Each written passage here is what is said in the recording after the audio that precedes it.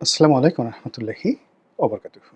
সম্মানিত দর্শক, এক ঐতিহাসিক ঝামেলার মধ্যে পড়ে গেছে বিএনপি এবং এই দফায় বিএনপির যে বিপদ এবং বিপত্তি, এটি বিএনপি প্রতিষ্ঠিত হওয়ার পর কখনো হয়নি। শহীদ প্রেসিডেন্ট জিয়াউর রহমানের হত্যাকাণ্ডের পর বিএনপির একটা বিপর্যয় এসেছিল, কিন্তু প্রবল জনপ্রিয়তা এবং ওই সময়টাতে বিএনপির যে শক্তিশালী নেতৃত্ব, সেই নেতৃত্বের কারণে দেখা গেল যে বিএনপি বিরোধী যে চক্রটি, এটি সফল হতে পারেনি। কিন্তু পরবর্তীতে যে সমস্যাটা দেখা দিল সেটি হলো জাস্টিস সাত্তার যখন প্রেসিডেন্ট নির্বাচিত হলেন, তখন সারা বাংলাদেশে বিএনপির নেতা এবং কর্মীরা এতটা বাড়াবাড়ি শুরু করলো, ঠিক আজকে যে অবস্থা হচ্ছে এরকম একটা রেপ্লিকা ওই সময়টাতে তৈরি হয়েছিল।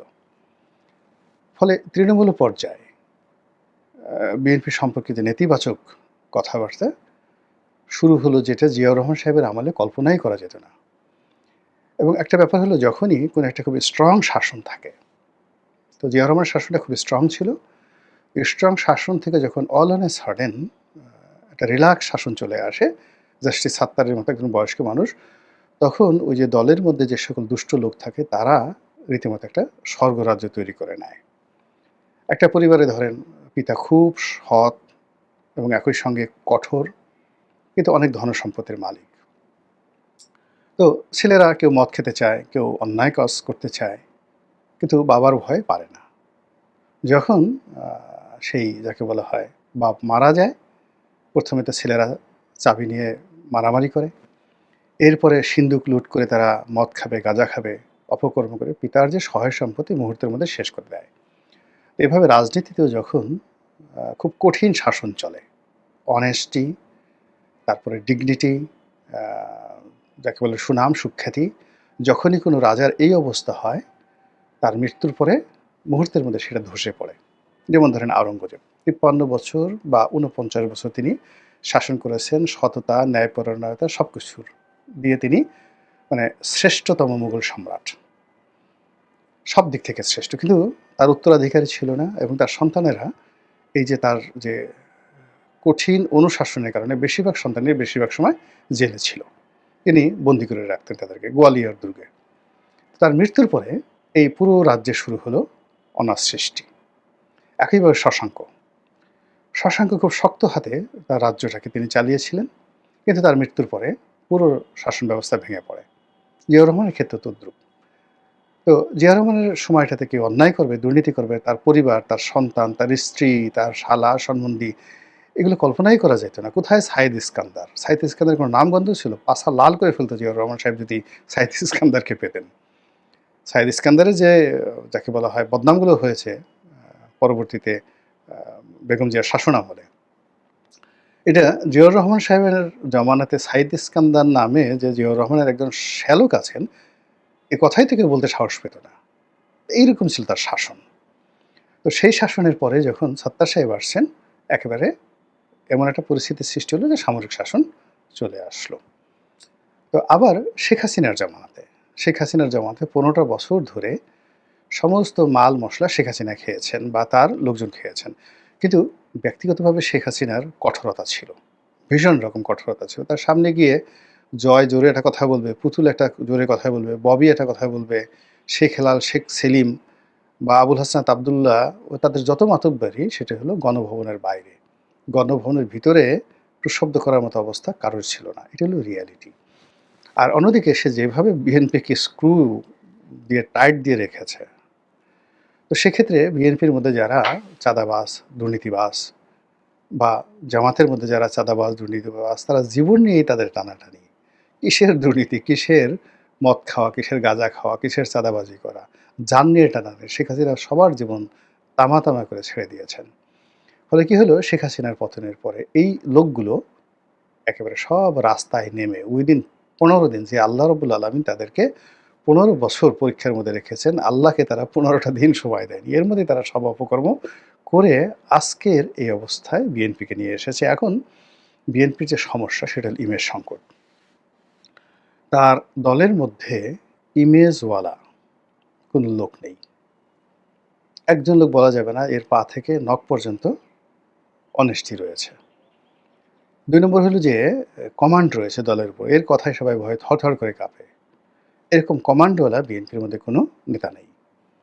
বরং বিএনপির এখন যে নেতারা আছেন তারা যদি বিএনপির কোনো বড় কোনো সমাবেশে যান সেখানে যে ধাক্কাধাক্কি, মারামারি, কাটাকাটি হবে এতে তারা লাঞ্ছিত হবেন, অপমানিত হবেন। এরকম অবস্থা হয়ে গেছে বিএনপির বড়, বড় নেতাদের ক্ষেত্রে।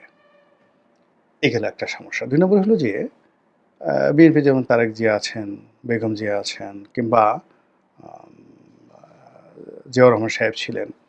তাদের সবারই একটা মান, সম্মান, মর্যাদা সেই আ গত ১ মাস আগেও যেভাবে ছিল, এখন এটা রাজনীতির কূটচালে পড়ে তাদেরকে নিয়ে যে অশ্লীলতা শুরু হয়েছে, যে সকল অশ্রাব্য গালাগাল দেওয়া শুরু হচ্ছে এবং শহীদ প্রেসিডেন্ট জিয়াউর রহমানের ছবিকে অপমান করা, তার ছবির উপরে সেই লাফালাফি করা, পা দিয়ে, জুতা দিয়ে পাড়ানো, এই জিনিসগুলো বাংলাদেশে আসলে অন্ততপক্ষে শহীদ প্রেসিডেন্ট জিয়াউর রহমানকে নিয়ে এটা কল্পনাই করা যায় না। এর কারণ হলো তার অনেস্টি, তার সততা, তার ফ্রেন্ডলি। মানে উনি একটা মানে ইভেন বঙ্গবন্ধুর যে ব্যর্থতা সেটা হলো তার ২ টো পার্ট। একটা হলো তার নেতা হিসেবে তার যে শ্রেষ্ঠত্ব এটা আলাদা, আর রাষ্ট্রনায়ক হিসেবে তার অনেক ব্যর্থতা রয়েছে। তো সেই ব্যর্থতার কারণে বঙ্গবন্ধুর জীবদ্দশায় তাকে নিয়ে কথাবার্তা হতো। কিন্তু জিয়াউর রহমানকে নিয়ে এই কথা কেউ কিন্তু বলতে পারবে না যে তিনি কখনো মদ্যপান করেছেন, দুর্নীতি করেছেন, দুর্নীতিকে প্রশ্রয় দিয়েছেন বা দেশের ক্ষতি করেছেন। আপাদমস্তক একজন যাকে বলা হয় আ স্বল্প আয়ু পাওয়া একজন মহান রাষ্ট্রনায়ক এবং শ্রেষ্ঠতর বাঙালি। সেই মানুষটিকে এখন রাজনৈতিক যারা বিএনপিকে ছোট করতে চায় তারা জিয়াউর রহমান সাহেবকে অপমান করছেন। এই যে একটা বিকৃত রুচি শুরু হয়েছে, এটা হানাহানি রাজনীতি এবং আ যাকে বলা হয় বিএনপির যদি ন্যূনতম শক্তি থাকে, সামর্থ্য থাকে, বিএনপি এটা মেনে নেবে না। তারা তারেক রহমান সাহেবকে গালাগাল দেওয়া হচ্ছে, বেগম জিয়াকে নিয়ে যদি কটূক্তি করা হয়, জিয়াউর রহমান সাহেবকে নিয়ে অপমান করা হচ্ছে, এটার প্রতিশোধ বিএনপি নেবেই, টুডে অর টুমরো। তাহলে কি হলো? তো বিএনপি ১ম এ গালাগালি করবে ওদের মতো করে। তারপরে যে সমস্ত লোকজন বিএনপির নেতাদেরকে অপমান করছে, তাদের নেতাদেরকে বিএনপি গালাগাল করবে, বিএনপির নেতাকর্মীরা গালাগাল করবে এবং আরও অশ্লীল ভাষায়। তারপরে একটা সময় মারামারি করবে। তো মারামারি যদি করা হয়, সেটা তো বিএনপির সাথে তারা পারবে না। কোনো রাজনৈতিক দলই পারবে না। একমাত্র আওয়ামী লীগ ছাড়া বিএনপির সাথে মারামারি করার মতো শক্তি কারোরই নাই। ফলে কি হচ্ছে দেখেন, একটা আ গৃহযুদ্ধের দিকে, অরাজকতার দিকে দেশটা ধাবিত হয়ে যাচ্ছে। তো এই যে অবস্থা, এই অবস্থায় এখন বিএনপি রাজনীতির ময়দানে একা, সম্পূর্ণ একা। এবং গত কয়েক মাসে বিএনপির বিরুদ্ধে যে চক্রান্ত, সেই চক্রান্তর পেছনে ভারতীয় গোয়েন্দা সংস্থা রয়েছে, মার্কিন গোয়েন্দা সংস্থা সিআইএ রয়েছে, মোসাদ রয়েছে। বাংলাদেশে যে সকল গোয়েন্দা সংস্থা রয়েছে তারা আছে। সে সকল গোয়েন্দা সংস্থার এজেন্ট আছে, টাকা আছে। আওয়ামী লীগ এই চক্রান্তের সঙ্গে আছে। আওয়ামী লীগের যে সকল আ ব্যবসায়ী রয়েছে তারা এই বিএনপিকে যাকে বলা হয় নিঃসঙ্গ, বিএনপিকে একাকী করার জন্য পর্যাপ্ত বিনিয়োগ তারা করছে। এতে কোনো সন্দেহ নেই। ফলে কি হচ্ছে, তারেক রহমান সাহেবকে নিয়ে যে অশ্লীল স্লোগান হচ্ছে মাঠে ময়দানে এবং সেই যে জুলাই বিপ্লবের মতো করে আজকে আমি যখন ভিডিওটা করছি তখন দেখা গেল যে অনেক স্কুল কলেজের ছেলেরা মেয়েরা কিন্তু পরিমাণ অল্প তারা কিন্তু রাস্তায় নেমে এসেছে। এটা পরিকল্পিত।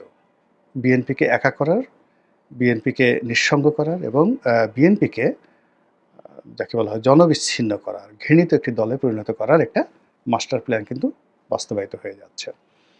এবং এই বাস্তবায়নের প্রাথমিক যে শুরুটা এটা হয়েছিল ধরুন এই আজ থেকে ৯-১০ মাস আগে। যখন বিএনপি তাদের যে লেভেল সেই লেভেলের নিচে নেমে অনেকের সঙ্গে অনেক ছোট, ছোট রাজনৈতিক দলের সঙ্গে বন্ধুত্ব করার চেষ্টা করেছে। এখন বিএনপি আওয়ামী লীগের সঙ্গে প্রতিযোগিতা করেছে আর আওয়ামী লীগের প্রতিযোগিতাকে মোকাবেলা করার জন্য তাদের সবচেয়ে বিশ্বস্ত বন্ধু ছিল জামাত। তো জামাত যেকোনো কারণে হোক বাংলাদেশের একটি বৃহত্তম দল। ৩ নম্বর হতে পারে, ৪ নম্বর হতে পারে। অর্থাৎ জাতীয় পার্টি, জামাত, বিএনপি, আওয়ামী লীগ। মূলত এই ৪ টি মেজর দল বাংলাদেশে আছে। তো সেখানে জাতীয় পার্টিকে নিয়ে আওয়ামী লীগ গ্রুপ করেছে। তার সঙ্গে, সঙ্গে অন্যান্য ছোট, ছোট রাজনৈতিক দল। কিন্তু ছোট, ছোট রাজনৈতিক দল হলেও আওয়ামী লীগের জোটে যারা ছিলেন সেখানে রাজনৈতিক নেতৃত্বের জায়গাতে একেকটা মানে মহীরুহ, যেমন রাশেদ খান মেনন, হাসানুল হক ইনু, মঈনুদ্দিন খান বাদল। তো উনাদের মতো মানুষ আওয়ামী লীগের সঙ্গে ছিল। এদের রাজনৈতিক দল লাগে না। কিন্তু সেই তুলনায় যাকে বলা হয় বিএনপি, যাদেরকে বন্ধু হিসেবে নিচ্ছে, তাদের ওই ইমেজটা নেই। তারা একেবারে তরুণ, বয়সও অল্প, রাজনীতিতেও একেবারে নবীন, এবং সবচেয়ে বড় ব্যাপার হলো এদের বেশিরভাগই হলো ডিজিএফআই এর তৈরি করা ডবল এজেন্ট। মানে তারা রয়ের কাছ থেকে পয়সা নেয়, মোসাদের কাছ থেকে পয়সা নেয়, তারপরে তারা ডিজিএফআই থেকে পয়সা নেয়, এনএসআই থেকে পয়সা নেয়, আওয়ামী লীগের কাছ থেকে পয়সা নিয়ে তারা বিএনপির ঘরের খবরে মানে ঘরের মধ্যে তারা ঢুকে যায়। এইরকম ডজন, ডজন কয়েক ডজন যাকে বলা হয় রাস্তার, যাকে বলা হয় সিট পার্টি যাদেরকে বলা হয়, যাদেরকে বেশি না ১,০০০-৫০০ টাকা দিলে ২-৪ মানে ১০০টা গালি দেওয়ানো যায়। যাদেরকে ১,০০০-১০০০ টাকা দিলে আপনি যেকোনো লোকের বিরুদ্ধে মিছিল করানো যায়। তো এইরকম অসংখ্য পার্টির কবলে বিএনপি পড়ে যায়। এখন এই বুদ্ধি বিএনপিকে কে দিয়েছে আমি বলতে পারব না। কিন্তু আমি প্রথম থেকেই আমি ব্যক্তিগতভাবে বিএনপিকে নিষেধ করেছি যে এই কাজগুলো ঠিক না। বিএনপির আসলে মানে একা থাকা উচিত ছিল। আর বন্ধুত্ব যদি তাদের করতে হয় তাহলে জামাতের সাথে তাদের করা উচিত ছিল। কিন্তু কী কারণে যেন সেটা দেশি চক্রান্ত হোক, বিদেশি চক্রান্ত হোক, তারা জামাতের সঙ্গে সেই ২০১৬